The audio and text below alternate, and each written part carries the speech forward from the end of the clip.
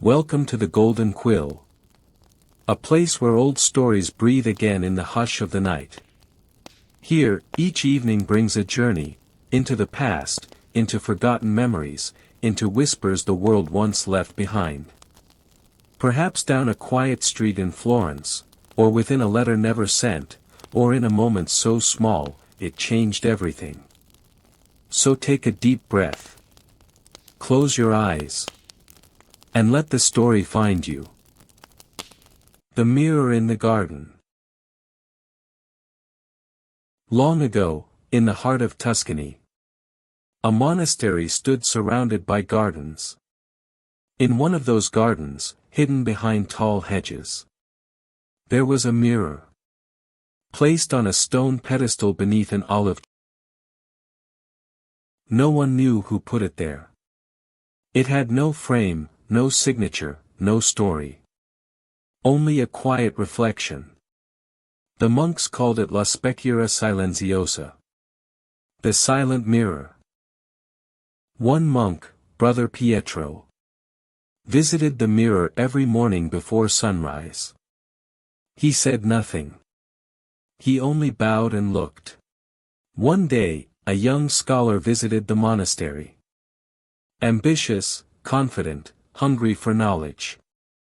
He laughed when he heard the story. But out of curiosity, he went. He stood before it. And for the first time, his smile faded. He saw a younger version of himself. Alone, staring out a window. Waiting for his father to return. A father who never did. Brother Pietro stood beside him and said, "It is not magic. The mirror shows only what we carry. But refuse to name." From that day on, the scholar stayed. He worked in the garden. He read less. And listened more. Years later, when Brother Pietro passed, the scholar placed a single line on his gravestone. "He taught me to look inward, so I could finally see the world."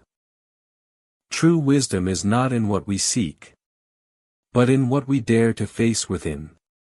Reflection is not a surface, it's a surrender. And peace comes not from knowing more, but from understanding ourselves.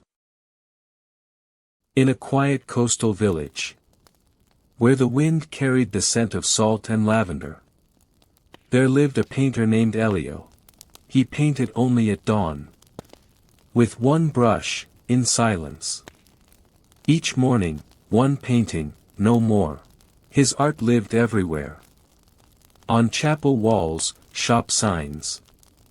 Even behind old wooden shutters. Children would gather and ask, "Why don't you sign your name?" Elio only smiled and said, "Beauty doesn't need a name to exist." Years passed. His work found its way into distant cities. Florence, Venice. Admired by nobles, praised by strangers. One autumn evening, a wealthy merchant arrived. "Name your price," he said. "I'll make you famous, in Florence, Venice, even Rome." Elio looked at the scroll. Then at his paint-stained hands. And said quietly, "If my art must be owned to be remembered, then I'd rather it be forgotten." That winter, Elio vanished. Some say he died. Others, that he walked into the sea. But when spring returned, a new painting appeared on the chapel wall. No one saw who made it. No name. No signature. Just light. And so, even without a name, his art never truly left. True value does not lie in fame, but in the mark we leave on the hearts of others. Humility can be a quiet form of glory. Art, like memory, can live on forever, even without applause. The Forgotten Gatekeeper. In the southern hills of Tuscany, where pine trees hum soft lullabies to the wind, there stood an old monastery, home to a library so vast, people said it could swallow time itself. Few remembered the gatekeeper. Not a monk. Not a scholar. Just Angelo. He didn't read. He didn't write. But he opened the grand doors. And he closed them. Every morning. Every night. For years, and years, and years.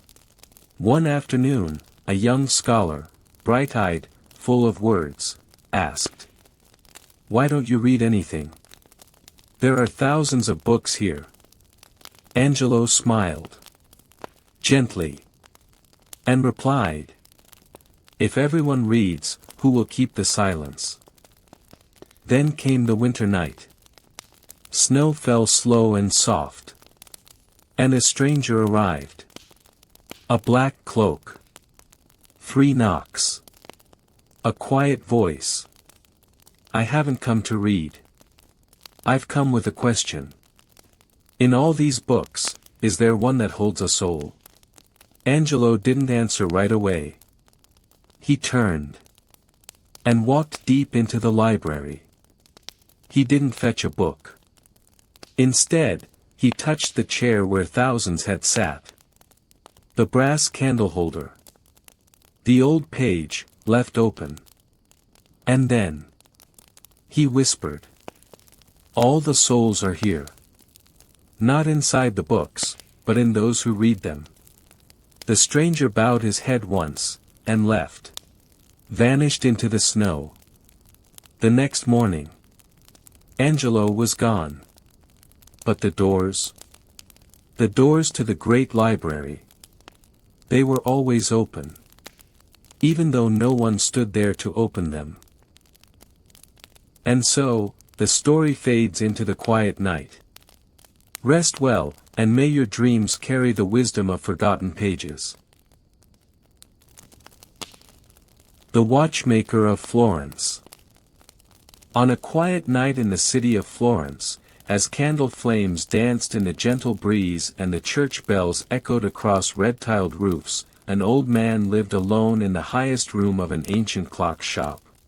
Down a small street near the central square of Florence, lived Giovanni, an elderly watchmaker, in the tiny attic above his shop. Each day, he carefully repaired antique timepieces with trembling but meticulous hands. Locals whispered that each watch he restored could somehow preserve the memories of its owner. No one knew if it was true or just a tale for sleepless nights, but everyone believed his clocks always ticked in harmony with the owner's heart. One autumn evening, a young boy knocked on his door. In his hands was an old, rusted pocket watch. "Can you fix the time?" the boy asked softly. "My father has passed, but I want to keep the last moment I had with him." Giovanni studied the watch, then looked into the boy's clear, hopeful eyes. He asked no further questions. That night, he did not sleep. With quiet focus, he opened the watch, cleaned every jewel, reset every gear, as if he were gently turning time itself backward. When the boy returned the next morning, Giovanni placed the polished watch in his hands and said, "Now you can hear your father's time whenever you wish, but remember, don't live forever in the past." The boy smiled, his tears silent but bright. Giovanni sat quietly, gazing through the window as the morning light spilled in, as if he, too, had wandered back to a memory long asleep. Time never truly stops.